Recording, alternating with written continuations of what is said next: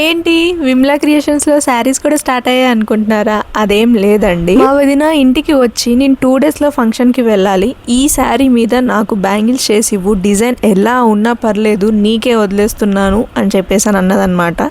So ఇలా thread warping అయితే చేసేసాను సేమ్ కలర్లో. మరి డిజైన్ చూడడానికి మీరు రెడీగా ఉన్నారా? చూసేయండి.